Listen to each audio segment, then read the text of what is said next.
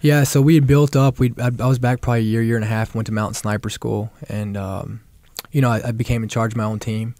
Got meritoriously promoted. I was a Lance Corporal leading a 5-man team with a sergeant on it. And I ended up taking, like, I had the worst. Like, I got like the newest guys. They gave me the newest guys, and we ended up being the general support team. So we moved all the way up through the platoon and ended up being one of the best teams in the platoon. And so we're out at 29 Palms doing our final train up to go back to Iraq, and this was when nothing was going on, 2009. I mean, they weren't letting you leave the wire, right? And we had no mission, so it kind of sucked, right? And they came and said, we need 5 volunteers to go to Afghanistan. And I said, what's the mission? They said, we don't know, but we just need 5 bodies. And I raised my hand and said, yeah, I'm ready to go. Again, like, how many milliseconds does it take to make that decision? Zero. To make that decision. And so what you were volunteering for, you find out later, is a embedded training team. Yeah, an advisory team. Explain what that's all about. So an embedded training team is where they take they take different ranks and different skill sets of Marines, and they put them, or whatever military unit, and they put them together, and they embed them with an Afghan unit. So we were embedded with 80 Afghans,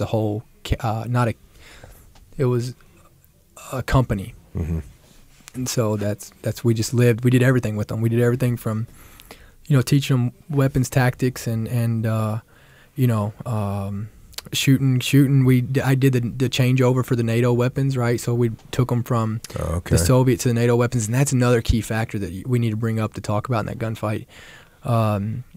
So we were teaching them on that, qualing them all on that, everything from everything. I mean, we did everything with these guys. Did you do any kind of workup before you went over? Yeah, so was it with that team? Yeah, your actual team that you were going to deploy with? Yeah, so we did a workup with them. Actually, I just left 29 Palms. I go back and we train for like a month or 2 in Okinawa, Japan with this new team. And then we head back to 29 Palms. And then we go from, we went back, so we went to Bridgeport, and then we came down 29 Palms. We did all our mountain stuff at Bridgeport, all our mules and all that stuff, packing. And then we came down and ended in 29 Palms, and then we headed over. And that was with that 4-man team? Yeah, with Lieutenant Johnson, Gunny Kennefick, and Doc Layton, and myself. I'm going to talk about those guys a little bit here in the book. Lieutenant Mike Johnson's 4-man team at Monty. This is where you end up, a place called Monty, which is 10 miles north of another FOB called Joyce. Lieutenant Johnson, sunny and smiling with an easy laugh, but completely professional with the highest standards. I'd climbed mountains with him in California, of course, and I knew he was as strong physically as he was mentally. Staff Sergeant Aaron Kennefick was a personnel specialist with 8 years expertise in administration, so his job was to bring some order to the Afghan personnel procedures and pay records. Doc Layton, our corpsman, would provide some basic medical care to the Afghans in the villages, but his primary job was to be ready in case any advisors or Afghan soldiers were wounded. I had a job too. Lieutenant Johnson put me in charge of tactics, operations, and weapons training. Before each patrol, I approved of the Afghan scheme of maneuver, inspected the radios and guns, coordinated fire support, and planned an emergency escape route. This was far easier than planning the sniper missions I had been trained for. So you were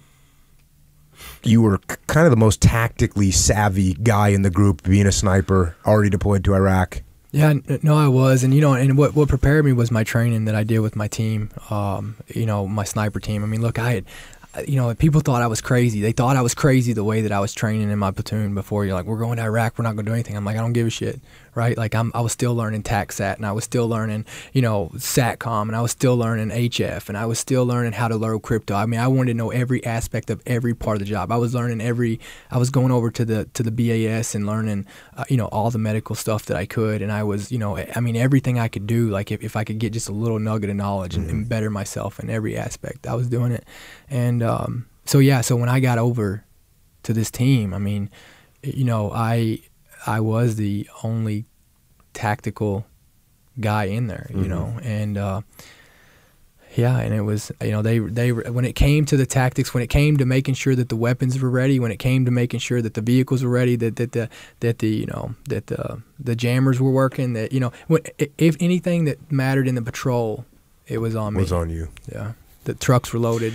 And the reason that the Marine Corps put the teams together like this is because, well, that they're trying to develop the whole Afghan army, every aspect of it, not just the tactical side, but they want like the administration so that the people can start getting paid on time, and the organization so they got the lieutenant in there, and at the same time they want to help the villagers, so they put a corpsman in there to do medical work. So that's kind of just if anyone's thinking, well, why the hell would you put together a team like that, it's because the people that are supposed to do the fighting are actually supposed to be the Afghans, right? Yes. And the team is there to support them, help them, train them, and get them ready. Yeah, and that's the theory.